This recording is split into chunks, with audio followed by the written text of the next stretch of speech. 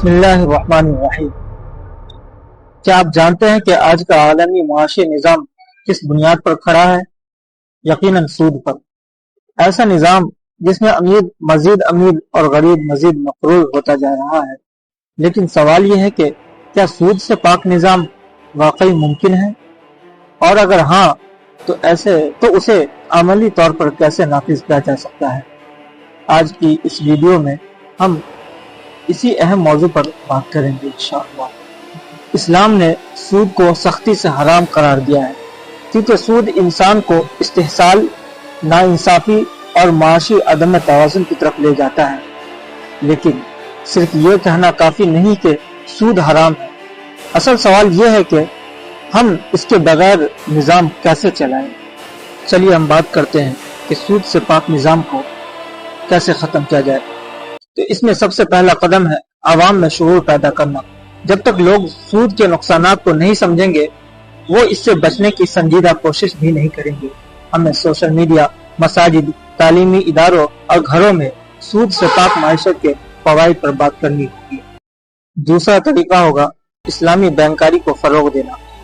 اسلامی مالیاتی نظام میں ایسے متبادل موجود ہیں جو سود کے بغیر بھی معیشت کو چلا سکتے ہیں۔ مثلا مضاربہ، مشارکہ، مرابحہ، اجارہ۔ ان طریقوں میں منافع اور نقصان دونوں فریقوں میں تقسیم ہوتا ہے، جس سے انصاف قائم رہتا ہے۔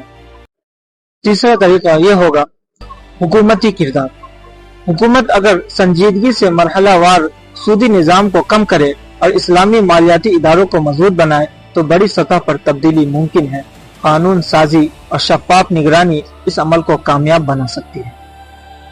چوتھا طریقہ یہ ہوگا ذاتی سطح پر عملی قدم۔ ہر فرد اپنی زندگی میں سودی لین دین سے بچنے کا عزم کرے، کاروباری افراد شراکت داری کو فروغ دے، حقیقی تجارت کرے، قرض کے بجائے سرمایہ کاری یعنی انویسٹمنٹ کو ترجیح دے۔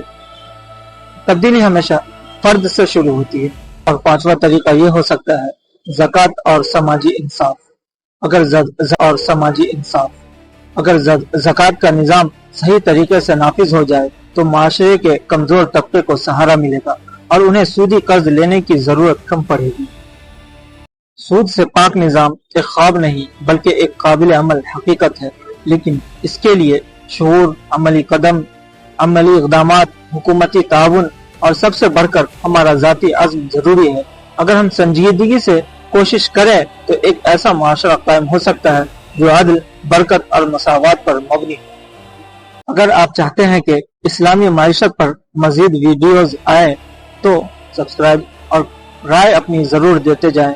اللہ ہمیں حلال کمائی اور سود سے بچنے کی توفیق عطا فرمائے۔